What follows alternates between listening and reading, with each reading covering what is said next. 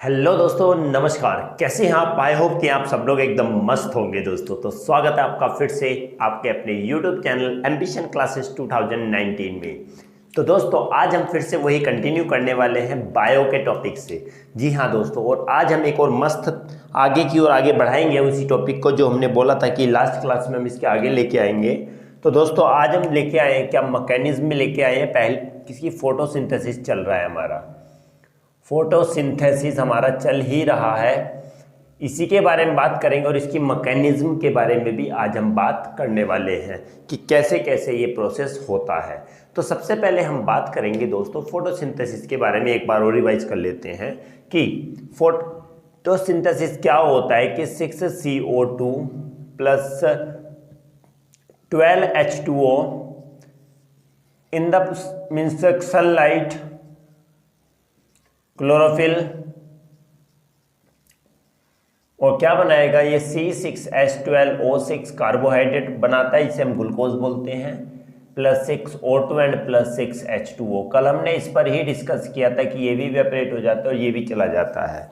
Okay, तो दोस्तों क्या होता है कि फोटोसिंथेसिस ऐसा प्रोसेस होता है जिसमें ग्रीन प्लांट से ग्रीन स्टेम अपना खाना खुद बनाते हैं। मीन्स दो ग्रीन प्लांट्स और the green stem which prepare their own food with the help of carbon dioxide, water in the presence of sunlight and chlorophyll to form glucose, oxygen and water vapors or water. And this water evaporates from the surface of the leaves and this process known as the transpiration.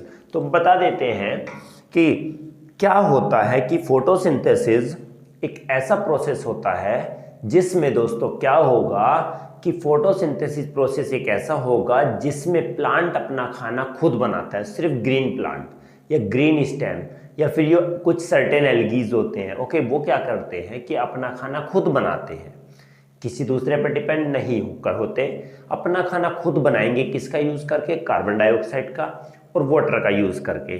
किसके presence में? Sunlight और chlorophyll के presence में, क्योंकि जो green plants होते हैं उनमें क्लोरोफिल होता है, ग्रीन पिगमेंट होता है क्लोरोफिल। ओके, तो ग्लूकोज बनाएंगे और साथ में ऑक्सीजन गैस बनाएंगे और वाटर बनाएंगे। ओके, ऑक्सीजन गैस तो एटमॉस्फेयर में चली जाती है और ग्लूकोज को वो अपने पास रख लेता है, और वाटर जो होता है एक्सेस वाटर, ये जो वाटर है ये एक्सेस वाटर है, ये किसी काम में का नहीं है प्लांट के अंदर।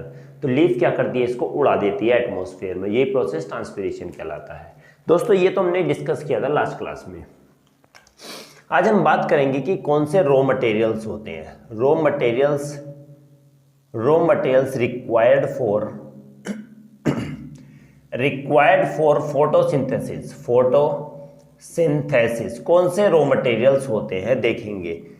कौन से raw material? First of all इसके लिए भी हमने क्या पढ़ा था? CO2 होता है, कार्बन डाइऑक्साइड। कार्बन डाइऑक्साइड होता है दोस्तों रॉ मटेरियल। सेकेंड हमारा क्या होता है? सेकेंड होता है इसमें वाटर। थर्ड की बात आती है, थर्ड की होता है इसमें सनलाइट। और हम कह भी सकते हैं कि ये कंडीशंस होती हैं, ओके। और डी हमारा होता है दोस्तों क्लोरोफिल। ये चार चीजें बहुत ही ज्यादा जरूरी होती है। अगर इनमें से एक भी नहीं हो, चारों के चारों होने जरूरी होते हैं फोटोसिंथेसिस के लिए। चारों में से अगर एक भी नहीं होगा तो ये फोटोसिंथेसिस कभी भी नहीं होगा। ध्यान रखना दोस्तों, कार्बन डाइऑक्साइड होगी तो भी नहीं होगा, ये नहीं होगा तो भी नहीं होगा, ये नहीं होगा तो भी नहीं होगा, और ये नहीं होगा तो भी नहीं होगा। तो हम ये कहते हैं कि ये चारों फैक्टर्स, चारों मटेरियल होने बहुत ही ज़्यादा जरूरी होते हैं फोटोसिंथेसिस के लिए। आई होप कि आपको इतना समझ में आया होगा। अब बात करेंगे कि इसमें क्या होते हैं। स्टेप्स होते हैं, कुछ स्टेप्स ऑफ फोटोसिंथेसिस। और इस स्टेप्स के बाद दोस्तों हम पढ़ने वाले हैं इसके मैकेनिज्म के बारे में, कैसे कैसे होता है। ओके, फर्स्ट ऑफ ऑल हम स्टेप्स की बात आते हैं। इसमें कुछ स्टेप्स होंगे। सबसे पहले स्टेप्स आता है कि सनलाइट को एब्जॉर्ब करता है, और सनलाइट को एब्जॉर्ब करने का काम होता है क्लोरोफिल का। किसका काम होगा? क्लोरोफिल का। जो ग्रीन पिगमेंट होता है लीव्स में, उसका ये काम होता है कि वो किसको एब्जॉर्ब कर लेता है? किसको एब्जॉर्ब करेगा? सनलाइट को एब्जॉर्ब करता है। तो फर्स्ट ऑफ ऑल हम क्या करेंगे, क्या काम होना है? Absorption of sunlight bye chlorophyll. Bye chlorophyll. अब क्लोरोफिल से सबसे पहले क्या होना है कि क्लोरोफिल सनलाइट को एब्जॉर्ब करेगा। हो गया, सनलाइट आ गई। अब जैसे ही सनलाइट आ जाती है तो फिर यहां पर क्या होता है, कन्वर्जन होता है दोस्तों। Conversion of light energy to chemical energy, to chemical energy. अब लाइट एनर्जी का कन्वर्जन किस में होने वाला है, किस में होगा, केमिकल एनर्जी में कन्वर्ट होगा, क्योंकि क्लोरोफिल ने अपना काम खत्म कर दिया। क्लोरोफिल क्या करता है, सनलाइट को खींचता है, ट्रैप करता है, एब्जॉर्ब करता है। जैसे लीव्स के अंदर सनलाइट आ गई, फिर उसके बाद वो लाइट किस में कन्वर्ट हो जाती है, किस में कन्वर्ट होगी, यस, किस में, वेरी गुड, शाबाश, होती है केमिकल एनर्जी में। अब थर्ड स्टेप आता है। थर्ड स्टेप में क्या होगा, ब्रेक डाउन होगा। किसका, break down. Breakdown of water into hydrogen and oxygen, H2 and O2। क्या होने वाला है कि थर्ड स्टेप में वाटर ब्रेकडाउन हो जाता है, वाटर टूट जाता है, किसमें, हाइड्रोजन में और किसमें, ऑक्सीजन में। किससे, by light energy, by light energy. Light energy से ही कन्वर्ट होता है, ठीक है। लाइट एनर्जी जैसे पड़ती है तो वाटर डिकम्पोज हो जाता है, टूट जाता है, ब्रेकडाउन हो जाता है हाइड्रोजन ऑक्सीजन में। लास्ट स्टेप ये आता है, फोर्थ स्टेप ये आगा कि रिडक्शन होगा दोस्तों, reduction of CO2 by hydrogen, by hydrogen to form carbohydrate, to form carbohydrate, carbohydrate known as glucose, known as glucose। Okay, क्या बनेगा अब यहां पर देख लीजिए, ध्यान रखिएगा। जैसे लास्ट में 3 स्टेप हो गए, चौथे स्टेप में कार्बन डाइऑक्साइड के साथ हाइड्रोजन जुड़ेगी, कार्बन डाइऑक्साइड के साथ हाइड्रोजन जुड़ेगी, और जब किसी भी के साथ भी हाइड्रोजन जुड़ती है तो वो क्या कहलाता है, रिडक्शन। जैसे ही रिडक्शन होगा कार्बन डाइऑक्साइड का हाइड्रोजन से, तो हमारा क्या बन जाएगा, ग्लूकोज बन जाएगा। क्या बन जाएगा, ग्लूकोज बन जाएगा। और यही हमारा लास्ट स्टेप होता है किसका, कि फोटोसिंथेसिस में ये 4 स्टेप्स होते हैं और चारों के चारों इंपॉर्टेंट होते हैं। कौन कौन से होंगे, पहला होगा absorption of sunlight bye chlorophyll, chlorophyll sunlight को एब्जॉर्ब करेगा। सेकंड, सनलाइट एनर्जी जब आ जाएगी तो वो केमिकल एनर्जी में कन्वर्ट होगी। तीसरी बात, वाटर का ब्रेकडाउन हो जाएगा, टूटता है वाटर 2 भाग में, हाइड्रोजन और ऑक्सीजन। ये भी लाइट किससे, सनलाइट से, लाइट एनर्जी से होता है। हाइड्रोजन जो ये बनेगा, अब ये हाइड्रोजन कार्बन डाइऑक्साइड के साथ ऐड हो जाएगा, कार्बन डाइऑक्साइड के साथ ऐड होगा तो हमारा दोस्तों क्या बनाएगा, रिडक्शन हो जाएगा और हमारा बना लेगा ग्लूकोज, जो एक क्या होता है, कार्बोहाइड्रेट होता है। आई होप कि आपको समझ में सारे स्टेप्स आ गए होंगे कि क्या क्या होता है, क्या क्या नहीं होता। दोस्तों हम इसमें सारे स्टेप्स के बारे में डिस्कस करेंगे कि अगर ये नहीं होगा तो क्या होगा, ये नहीं होगा तो ये क्या होगा, ये नहीं होगा तो क्या होगा, ये नहीं होगा तो क्या होगा। हम सारों के बारे में पढ़ेंगे कि ये नेसेसरी क्यों होता है, क्यों जरूरी होता है। डाइऑक्साइड है दोस्तों, ओके, डाइऑक्साइड ये क्यों जरूरी होता है, ये सब क्यों जरूरी होते हैं, ये हम धीरे धीरे आगे पढ़ते रहेंगे। चाहो तो दोस्तों आप इसका स्क्रीनशॉट ले सकते हो दोस्तों। दोस्तों अगर समझ में आता है तो प्लीज चैनल को सब्सक्राइब, शेयर और लाइक जरूर कीजिएगा ना। ओके, स्क्रीनशॉट ले लिया होगा आई होप कि अब बात करेंगे दोस्तों मैकेनिज्म के बारे में। जो मैकेनिज्म होने वाला है बहुत ही ज्यादा इंपॉर्टेंट है दोस्तों, बहुत ही ज्यादा। मैकेनिज्म, चलो जी मैकेनिज्म के बारे में बात करते हैं। अब इसके आगे यहीं पर लिख देते हैं मैकेनिज्म। सबसे पहले हम बात करेंगे, अभी हमने कहा था 4 रॉ मटेरियल होते हैं जो जरूरत होती है फोटोसिंथेसिस में। क्या क्या, carbon dioxide, water, sunlight and chlorophyll. तो सबसे पहले हम क्या काम करते हैं, एक प्लांट बना देते हैं दोस्तों। ओके, ये एक प्लांट बना देते हैं यहाँ पर। ओके, प्लांट से इजीली आप लोगों को समझ में आ जाएगा।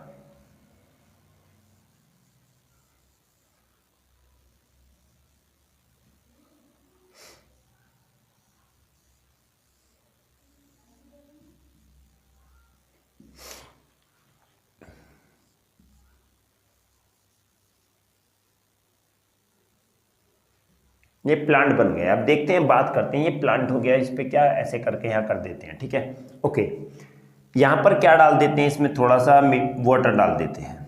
एक एक चीज ध्यान रखनी है, यहाँ पर थोड़ा सन बना देते हैं, सन।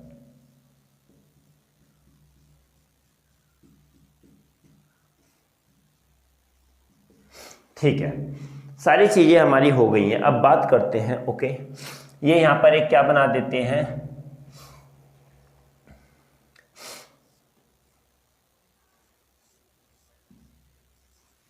चलो ये एक हमने ह्यूमन बना दिया। ओके, चलो एक एक चीज लेके चलेंगे बिल्कुल मस्त तरीके से, ताकि आप लोगों को समझाना ही हमारा मोटिव है, क्योंकि अगर समझ नहीं आएगा तो कोई भी मतलब नहीं है इन चीजों का। ओके दोस्तों, हाँ, और प्लांट ये एनिमल है, हमल है ये। अब इसमें क्या होता है, यहाँ से कौन सी गैस जा रही है, CO2 जाती है, और आती कौन सी है, यहाँ आती कौन सी है, ऑक्सीजन आती है। एक एक चीज बनाते चलना है। यहाँ से आ रही है लाइट एनर्जी आ रही है, यहां से जा रहा है वाटर H2O।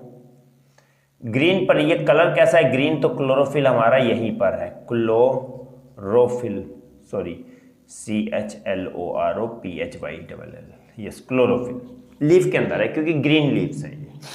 ओके, अब स्टार्टिंग से बात करते हैं कि हमेशा जो फोटोसिंथेसिस होता है वो कहां पर होता है, ग्रीन प्लांट्स के अंदर। ओके, फोटोसिंथेसिस कहां होगा, ग्रीन प्लांट्स में होगा, देखेंगे इसमें। ठीक है जी, फोटोसिंथेसिस ग्रीन प्लांट के अंदर होता है। अब फोटोसिंथेसिस के लिए हमें पता है कि 4 चीजें जरूरी होती हैं, क्या क्या, कार्बन डाइऑक्साइड, वाटर, सनलाइट और क्लोरोफिल, चारों चीजें हमारी यहाँ पर आ गई हैं। ओके, अब जैसे क्या होगा कि यहाँ सबसे पहले ये लीफ क्या लेगी, कार्बन डाइऑक्साइड लेती है, यहाँ पर कार्बन डाइऑक्साइड आ गई। कार्बन डाइऑक्साइड जो आती है वो लीफ के अंदर एंटर होती है, माना यहाँ से, यहाँ पर क्या होते हैं इस टाइप से, ये अगर मैं बना लूँ तो इस टाइप से करके क्या बीन शेप करके होते हैं 2, ये क्या होते हैं इस टाइप से बीन शेप करके 2 होते हैं, ये बीन शेप होता है। तो कार्बन डाइऑक्साइड इस बीन शेप के थ्रू आती है, और इस बीन शेप को क्या कहा जाता है, स्टोमेटा। क्या कहा जाता है, स्टोमेटा। अगर सिंपली बात में अगर बताता हूं तो ये क्या होता है, अगर माना कि ये इस टाइप से होता है, ये ऐसे खुलता रहता है, कैसे खुलेगा, ऐसे बंद, खुलेगा बंद, खुलेगा बंद, ऐसे चलता रहता है। तो जैसे ये खुलता है, जैसे ये ओपन होता है, ठीक उसी समय लीफ के अंदर कार्बन डाइऑक्साइड अंदर चली जाती है और ऑक्सीजन बाहर निकल जाती है। ध्यान रखना, ये बंद पोजीशन है। और ऐसी कंडीशन कब होती है, कब कंडीशन होती है, नाइट में होती है, बंद होता है स्टोमेटा, क्योंकि गैसेस कार्बन डाइऑक्साइड और ये क्या ऑक्सीजन अंदर जो जाती हैं वो कैसे जाती हैं, स्टोमेटा से जाती हैं। ओके, अब बात क्या होगी, जैसे स्टोमेटा बंद है तो अभी कुछ नहीं हो रहा, अंदर प्रोसेस चल रहा है, जैसे खुला तो उसी समय क्या होती है, कार्बन डाइऑक्साइड अंदर आ जाती है लीफ में और लीफ से बाहर निकल जाती है, ठीक उसी समय ऑक्सीजन। ओके, हाँ, उसी समय ऑक्सीजन निकल जाती है। तो लीफ में ऑक्सीजन और कार्बन डाइऑक्साइड एंटर होती है स्टोमेटा के थ्रू, और कहाँ पहुंच जाती है जी, हमने कहा गया, लिख देते हैं, यहाँ पर आ गई, यहाँ पर CO2 आ गया, लिख दो इसका पार्ट, यहाँ पर CO2 हो गया। दूसरा पेन का यूज करेंगे, अच्छा लगेगा, ठीक है ना, ताकि इजी दिखेगा। CO2 हमारी आ चुकी है। ओके, अब क्या चाहिए, क्लोरोफिल ऑलरेडी है। अब उस समय क्या होगा, फिर यहाँ से स्टेम से होता हुआ रूट से हमने पानी डाला, रूट ने उसको एब्जॉर्ब किया, बताऊंगा इसका भी सब टोटल प्रोसेस में बताऊंगा, root hair, cortex, epidermis, and सब बताऊंगा इसमें कहाँ से कैसे एंटर होता है। तो यहाँ से जैसे यहाँ पर आता है, रूट से एंटर हुआ, स्टेम के थ्रू जाके लीव्स में पहुंच जाता है। अब हमारा क्या भी आ गया, वाटर आ गया दोस्तों, यहाँ पर क्या चीज आ गई, वाटर आ चुका है, दोनों चीजें आ गई, कार्बन डाइऑक्साइड भी और वाटर भी। ओके, क्योंकि हमारी इक्वेशन यही है कि 6CO2 प्लस 12H2O और एरो सनलाइट और क्लोरोफिल और C6H12O6 प्लस O2 6O2 और प्लस 6H2O। तो हम ये वाली इक्वेशन है, देखो क्या हुआ, ये भी आ गया, ये भी आ गया, बचा क्या है, सनलाइट बची है।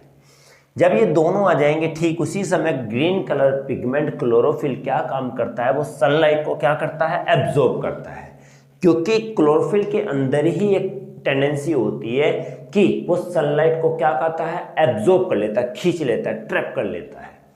जैसे ट्रैप करेगा तो अब हमारी क्या हो गई, यहां पर सनलाइट आ गई। जैसे ही सनलाइट आएगी तभी रिएक्शन स्टार्ट हो जाएगी। जैसे ही सनलाइट आई रिएक्शन स्टार्ट हो गई और सबसे पहले वाटर क्या होता है, ब्रेक डाउन होता है। क्या होता है, वाटर ब्रेक डाउन होता है। अगर बात लिखें तो सबसे पहले क्या होगा, वाटर ब्रेक डाउन होके H2 और O2 बना लेता है। समझ में आया, सब चीजें आ गई। अब क्लोरोफिल ने सनलाइट लिया, सनलाइट वाटर को क्या करता है, तोड़ता है और हाइड्रोजन ऑक्सीजन बनाता है। सेकेंड स्टेप में क्या होगा कि हाइड्रोजन कार्बन डाइऑक्साइड के साथ ऐड हो जाती है, हाइड्रोजन कार्बन डाइऑक्साइड के साथ ऐड हो जाती है और क्या बना लेती है, ग्लूकोज बना लेती है। क्या बना लेगी, ग्लूकोज बना लेगी। ठीक है, अब हमारी इक्वेशन रिएक्शन खत्म हो गई। सुनो क्या बन गया अब यहाँ लीफ के अंदर। अब लीफ के अंदर अगर बात कहें तो लीफ के अंदर क्या बन के तैयार हो गया, ग्लूकोज बन गया। क्या बन गया, ग्लूकोज। C6H12O6 ये वाला पार्ट बन गया, ये वाला, ये सारी रिएक्शन हो गई और ये हमारा बन के तैयार हो गया। ग्लूकोज जब बन जाता है तो क्या काम होगा, उस समय ऑक्सीजन गैस भी रिलीज होती है और वाटर भी है। अब इनका क्या होगा, अब वाटर जो होगा, अब हम इसके लिए दूसरी लीफ ले लेते हैं, बात दोनों में सेम वही है। तो यहां पर अगर माना एक्सेस वाटर बच गया, कितना बच गया, 6H2O वाटर हमारा बच गया इसमें, 6H2O। अब ये क्या काम होगा, प्लांट लीफ को तो जरूरत अब है ही नहीं, लीफ क्या करेगी, लीफ ने सब ले लिया, पानी वानी सब ले ले। अब ये एक्सेस वाटर है, अब ये वाटर क्या करेगा, इवेपोरेट हो जाएगा एटमॉस्फेयर के अंदर। अब ये इवेपोरेट उसको निकाल देगा, निकल जा भाई, तेरा कुछ काम नहीं है, भाग जाए यहाँ से। किसका, वाटर का। लीफ कहती है मुझे जरूरत नहीं है। अगर ये वाटर नहीं उड़े तो लीव्स गल जाएंगी, गल के टूट के सूख के गिर जाएंगी और फिर सारा प्लांट सूख जाएगा। इसी वजह से प्लांट के अंदर क्या, गॉड ने एक एक चीज बड़े सोच समझ के बनाई है। ईश्वर ने एक एक चीज को बड़े सोच समझ के बनाया और सारा फंक्शन एक एक चीज को बनाया। ठीक है, तो क्या होता है, जब एक्सेस वाटर उड़ जाएगा, वाटर तो गया, और जब वाटर उड़ाती है कोई लीव्स एक्सेस वाटर को अपने सरफेस से ऊपर उड़ा देती है पोर्स के थ्रू, तो ये प्रोसेस क्या कहलाता है, ट्रांसपीरेशन। TRANS, ट्रांसपीरेशन कहलाता है। इस प्रोसेस को क्या बोलते हैं, ट्रांसपीरेशन। लीफ से पानी का उड़ना, एक्सेस वाटर का उड़ना ट्रांसपीरेशन कहलाता है। ओके, डेजर्ट में लीव्स नहीं होती, डेजर्ट में कांटे में लीव्स मॉडिफाइड हो जाती हैं कांटों में। क्यों, स्पाइन्स बन जाते हैं। वो इसलिए बन जाते हैं क्योंकि लीफ होंगी नहीं तो पानी उड़ाएंगे नहीं। अगर वहाँ लीफ होती तो पानी उड़ाती रहती। रेगिस्तान में तो पानी की वैसे ही कमी है, तो वहाँ पर पानी नहीं है ज़्यादा, पानी कम होता है रेगिस्तान में, तो वहाँ पर जो लीफ होती है वो मॉडिफाइड हो जाती हैं स्पाइन्स में। जब स्पाइन्स हो जाएंगे तो वो पानी उड़ाएंगे नहीं, और जो पानी उसके अंदर रहेगा उसको यूटिलाइज वो करते रहेंगे लॉन्ग टाइम के लिए। तो हम वापिस से वहीं आते हैं। और क्या था यहाँ पर, ऑक्सीजन हुई थी, ऑक्सीजन बना था ना यहाँ पर। अब बाय प्रोडक्ट ऑक्सीजन भी बना था। अब क्या होता है, प्लांट उस ऑक्सीजन को, जो ऑक्सीजन बना है उसको किसके थ्रू, स्टोमेटा के थ्रू वापिस कर देता है, निकाल देता है बाहर। और जैसे ऑक्सीजन यहाँ से बाहर निकलती है उसको फिर से ह्यूमन ले लेते हैं, ह्यूमन एनिमल्स वगैरह जो डिपेंड होते हैं रेस्पिरेशन के लिए उसको वापस ले लेते हैं। इधर ऑक्सीजन आती है, फिर कार्बन डाइऑक्साइड, ऐसे ही ये चलता रहता है। अब बात आती है, ग्लूकोज भी तो बना, वाटर ठिकाने लग गया, ऑक्सीजन भी गई, अब ग्लूकोज का क्या होगा। अब भाई प्लांट है, प्लांट को खाना भी तो चाहिए ना, प्लांट का ये खाना हो गया। अब प्लांट क्या करता है, इसको सारी किसके, फ्लोएम होती है, किसमें, फ्लोएम, फ्लोएम के थ्रू सब बॉडी के पार्ट्स में पहुंचा देता है, इवन रूट्स के ऊपर, लीफ, स्टेम, बर्ड सब में पहुंचा देता है। ग्लूकोज फ्लोएम के थ्रू बॉडी के हर पार्ट्स तक, बॉडी के हर पार्ट्स तक इस खाने को पहुंचा देता है। ओके, अब अगर सारा खाना समय डिस्ट्रीब्यूट हो गया, सब कुछ हो गया, अगर फिर भी खाना बच जाता है, ग्लूकोज अगर बच गया, फिर भी कुछ ग्लूकोज बच गया, ये खाया नहीं पूरा, प्लांट ने बचा दिया, तो ये जो ग्लूकोज होता है वो बॉडी के अंदर ही क्या होता है, इसी प्लांट बॉडी, सॉरी इस लीव्स के अंदर क्या हो जाता है, स्टोर्ड हो जाता है। क्या हो जाएगा, स्टोर्ड हो जाएगा। इसी लीफ के अंदर ये फूड क्या हो जाता है, स्टोर्ड हो जाता है। और ये जब फूड स्टोर्ड हो जाता है और इसी फूड को क्या बोलते हैं, स्टार्च कहा जाता है। क्या कहा जाता है, स्टार्च कहा जाता है, क्योंकि ये फूड जो स्टोर्ड होता है वो किस फॉर्म में होता है, स्टार्च के फॉर्म में, स्टार्च के फॉर्म में स्टोर हो जाता है लीफ के अंदर, और बॉडी के अलग अलग पार्ट्स में भी ये क्या होता है, स्टोर हो जाता है। और किस फॉर्म में होगा, स्टार्च के फॉर्म में होगा। आई होप कि आप लोगों को ये मेथड समझ में आ गया होगा कि ये मैकेनिज्म कैसे होती है। एक बार हाईलाइट हल्के से जल्दी में फिर से कर देता हूं कि क्या होगा। सबसे पहले प्लांट क्या करेगा, क्या कार्बन डाइऑक्साइड लेगा बाहर से एटमॉस्फेयर से स्टोमेटा के थ्रू, वाटर लेगा रूट्स के थ्रू, दोनों हो गए। क्लोरोफिल उसी समय फिर क्या करता है, जब ये आ जाएंगे तो फिर सनलाइट को ट्रैप करेगा। सनलाइट आते ही वाटर को ब्रेक डाउन करेगी हाइड्रोजन ऑक्सीजन में। सेकेंड स्टेप में हाइड्रोजन कार्बन डाइऑक्साइड के साथ ऐड होकर ग्लूकोज बना लेगा। ग्लूकोज बनाने पर ऑक्सीजन बाय प्रोडक्ट बनेगी और ग्लूकोज बनेगा, दो चीजें बनेंगी और वाटर भी बनेगा। एक्सेस वाटर को लीफ उड़ा देती है अपने सरफेस से, जिसको ट्रांसपीरेशन कहते हैं। ऑक्सीजन को स्टोमेटा के थ्रू बाहर निकाल देती है, जिसको और दूसरे ह्यूमन बींग्स या एनिमल्स, क्रिएचर, लिविंग क्रिएचर उसको ले लेता है, उसको रिसीव कर लेता है, ले लेता है, इनहेल कर लेता है एस्पिरेशन के लिए। बचता है ग्लूकोज। तो ग्लूकोज को प्लांट अपने लिए, अपने फंक्शन के लिए, अपने बेसिक फंक्शन जो करने हैं, मेटाबॉलिक एक्टिविटी जो करनी है, ग्रोथ करनी है, डेवलपमेंट करना है, उसके लिए ग्लूकोज क्या करता है, पूरी बॉडी में दे देता है। पूरा खाना है, ये प्लांट का खाना है। प्लांट पूरी बॉडी में अपना खाना बांट देता है, डिवाइड कर देता है।